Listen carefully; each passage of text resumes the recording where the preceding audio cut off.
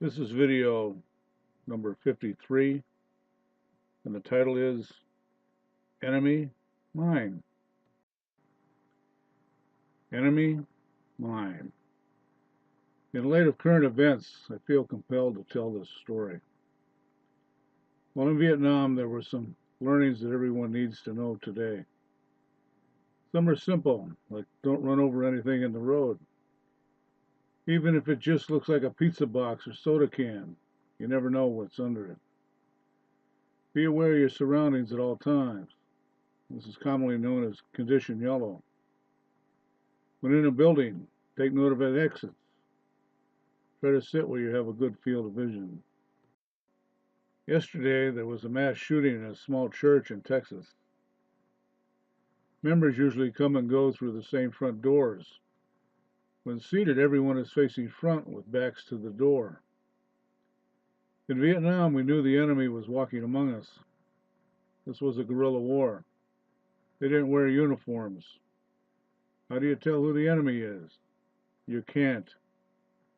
At least in Vietnam, we only had to worry about that there. Now, thanks to stupid people electing stupid politicians, we now have to worry about the enemy here as well. The name is different, that's all. The general population is not geared for this. Easy targets. In Vietnam, I usually got a haircut every other Monday morning before work. For 40 cents, you got a haircut and an upper body massage. Not a bad deal. About the sixth time I went, we had a different barber. He did okay. On the walk back to work, I met a friend. I mentioned that we had a new barber. He replied, "I guess you didn't hear." "What?" I asked. He told me the old barber was found on a perimeter wire with a satchel charge. He was dead. This was the same barber who held a straight razor to my neck every time I sat in his chair.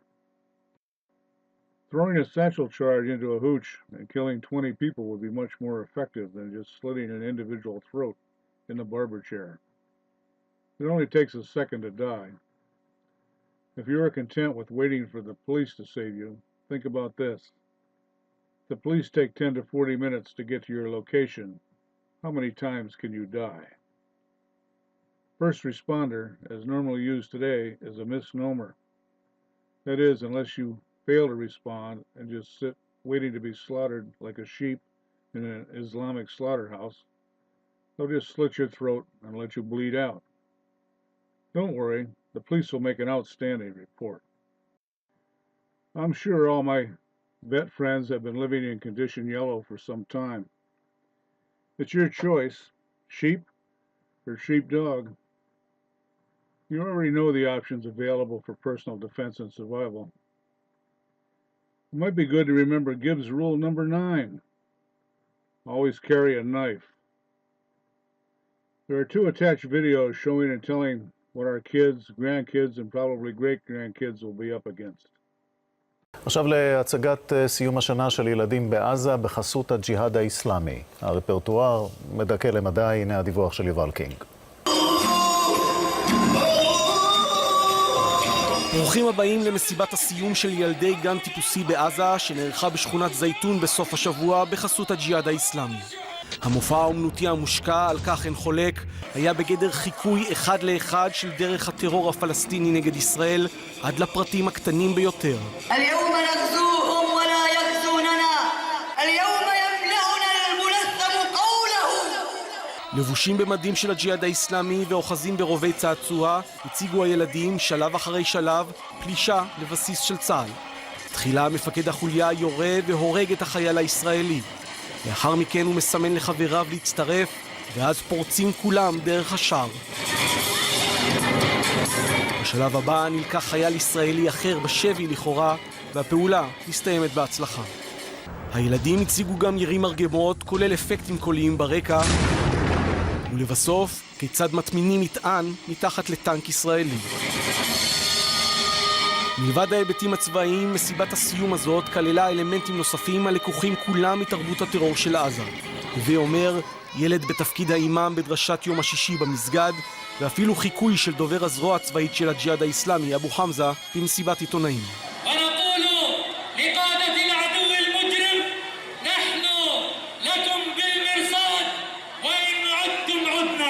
בג'יהאד האסלאמי לא ניסו להסתיר את שטיפת המוח הזאת מהציבור, להפך. היא צולמה כולה באיכות וידאו גבוהה והופצה בין השאר ביוטיוב. בכירי הארגון, לא תאמינו, אפילו טוענים שהמטרה במופע הנוראי הזה הייתה דווקא להפיץ מסר של שלום ואהבה. بأننا شعب يحب الحياة ويحترم الإنسان ويقدر الإنسان. نحن لسنا إرهابيين كما يصور هذا العدو الصهيوني المجرم. رسالة أطفال فلسطين اليوم هي رسالة محبة لكل العالم. نعم.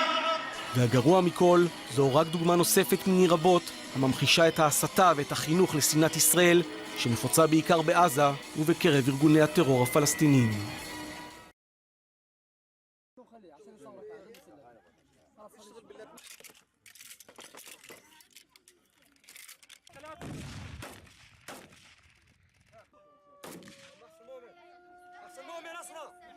هو في الدرجة الأولى ما هو يعني مخيم ترفيهي ولكن إحنا أدخلنا فيه. The camp's first purpose is to provide entertainment. We added into it a few military drills to train them and teach them how to use weapons and deal with any Israeli invasion or escalation, because Israelis are targeting our children.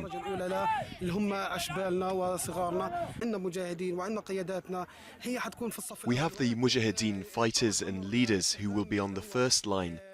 But if we had to mobilize these boys in war or battle, we have full confidence that they will be able to carry weapons and open fire against the enemy, because we have planted hatred of the enemy in their hearts.